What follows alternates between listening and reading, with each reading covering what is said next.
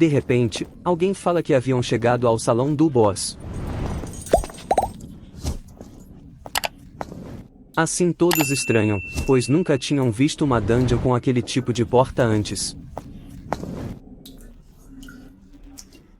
Sr. Kim e Sr. Bak comentam que aquele lugar era perigoso. Então Sr. Song começa a abrir a porta e questiona. Vocês vão voltar de mãos vazias, depois de terem vindo até aqui? Podemos ser os primeiros a entrar nesta dungeon. Aqueles que quiserem dar meia volta podem ir. Eu vou entrar sozinho se for necessário. E então os outros caçadores começam a falar entre si, comentando que o Sr. Song é um caçador muito forte. Se ele não fosse tão velho, poderia estar em alguma das grandes guildas, já que ele é um caçador que se destaca dos outros caçadores com o mesmo rank que o dele. E assim eles decidem continuar, pois vieram até ali confiando no Sr. Song, e irão segui-lo até o fim. Então, Sr. Song abre a porta e entra no salão. Porém, ele acha fácil demais. Assim que eles entram, chamas azuis se acendem por todo o salão, deixando o local bem iluminado. Enquanto exploram o local, percebem que há muito tempo ninguém passava por ali. Se deparam com gigantescas estátuas de vários tipos.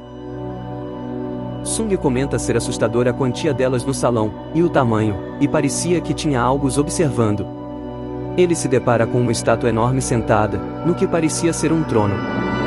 Ele então comenta que é a mais assustadora de todas, e a mais gigantesca delas, e ele se pergunta se ela poderia ser o boss. Enquanto isso, os caçadores comentam sobre não ter monstros naquela sala, e enquanto caminhavam, Sr. Song viu o que parecia ser um selo mágico no chão. De repente, alguém o chama dizendo que havia encontrado algo escrito e ele deveria dar uma olhada. Então vemos que o manuscrito está em mandamentos rúnicos. Sr. Song então começa a ler. Mandamentos do Templo de Cartanon. Primeiro, venere o Senhor. Segundo, louve ao Senhor.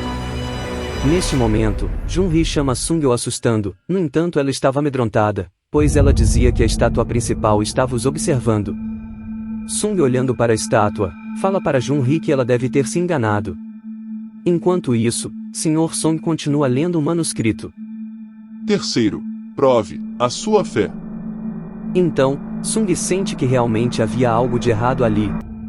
Naquele momento ele sente uma sensação estranha, tudo ficou silencioso e o ar parecia mais frio e denso. Neste exato momento, Sr. Song finalizava a leitura das runas. Aqueles que não seguirem estes mandamentos nunca sairão vivos. E assim, repentinamente a porta se fecha sozinha, deixando os caçadores assustados sobre o que aconteceria. Então, um caçador já estava desistindo, aquele era o limite para ele. Assim ele caminha em direção à porta para sair. No entanto, assim que ele toca na porta para abrir, Sr. Song, que havia acabado de ler as runas, grita para ele que não tocasse na porta. Mas já era tarde, antes mesmo que o caçador tivesse qualquer chance de reagir, veio um ataque extremamente rápido, que tirou sua vida em um piscar de olhos.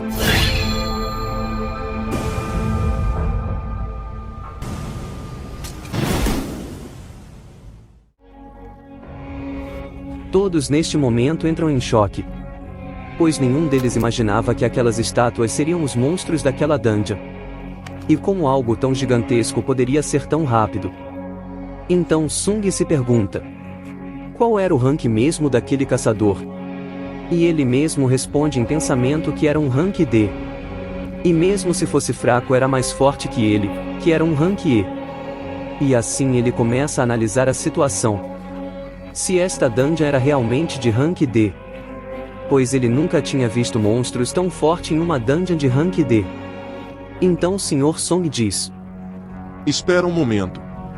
Se todas as estátuas aqui se mexem, isso quer dizer... E assim ele olha para a enorme estátua sentada à sua frente.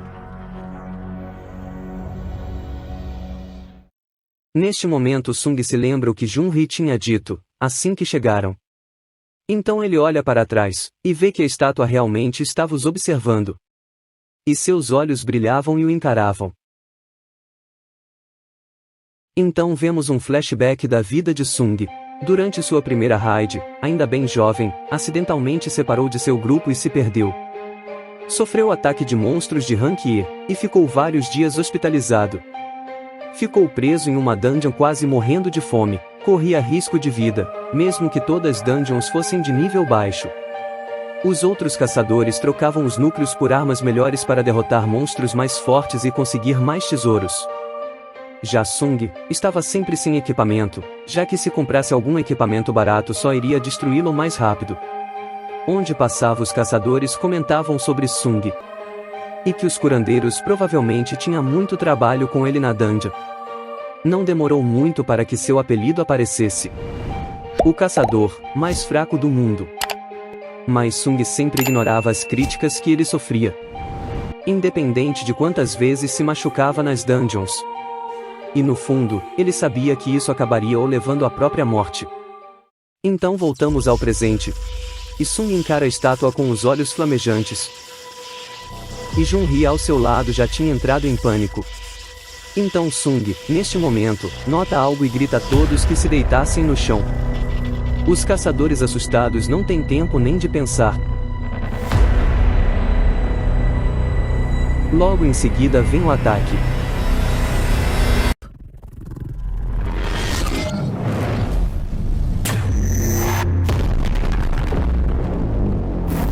Um flash de luz amarelo passa por eles. O ataque sai varrendo tudo que encontra em seu caminho, transformando tudo o que toca em cinzas, deixando os caçadores aterrorizados. Sr. Kim e Sr. Bak mal desviaram do ataque. Se não fosse pelo aviso de Sung, todos estariam mortos agora. Alguns dos caçadores não sobreviveram.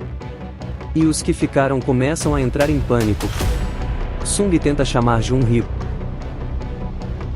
porém ela não reage. Sr. Song então grita avisando a todos que não levantem, senão seriam atacados novamente. Em seguida ele explica a Sung que Junri não lida muito bem com o medo. Por isso que ela só participa de dungeons básicas. Ele diz que aquela dungeon não tinha nada de básica, falando também que todos aqueles que se moveram morreram, e apenas os que tinham escutado a Sung tinham sobrevivido. Sung então fica surpreso. E Sr. Song pergunta se ele não havia gritado porque sabia o que ia acontecer. Sung responde que ele apenas por instinto viu que algo perigoso estava para acontecer. Neste momento ele percebe que Sr. Song havia perdido seu braço no ataque. Sr. Song então diz que irá ficar tudo bem. E pede que ele apenas o ajude a estancar o sangramento. Sr. Song, observando aquela dungeon, pergunta a Sung qual seria o rank daqueles monstros. Sung diz que nem imaginava, pois nunca tinha entrado em uma dungeon que fosse maior do que as de nível D. Enquanto Sung ajudava Sr. Song com seu ferimento, ele pensava que aquele monstro era de rank A, ou quem sabe até maior, de rank S. Após Sung finalizar o curativo, eles começam a pensar nos mandamentos que está descrito na runa. Primeiro, venere o Senhor. Segundo, louve o Senhor. Terceiro, prove sua fé. Sung então fala para Sr. Song. Quem devia ser venerado? Seria aquele que está sentado no trono?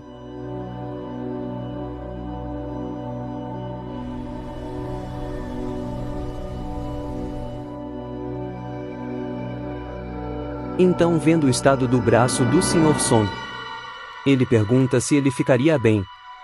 Mas Sr. Song responde que ele não imaginava que essa dungeon iria ser tão difícil, e que por isso ele trouxe apenas 3 curandeiros.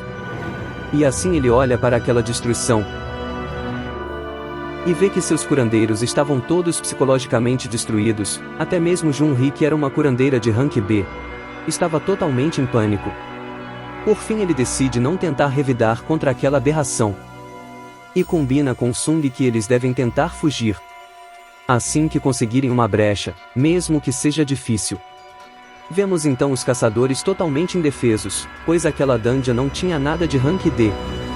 Aquele nível era de uma dungeon de rank A, ou S, e eles não conseguem nem mesmo se proteger dos ataques. Sung em pensamento concorda com o Sr. Song.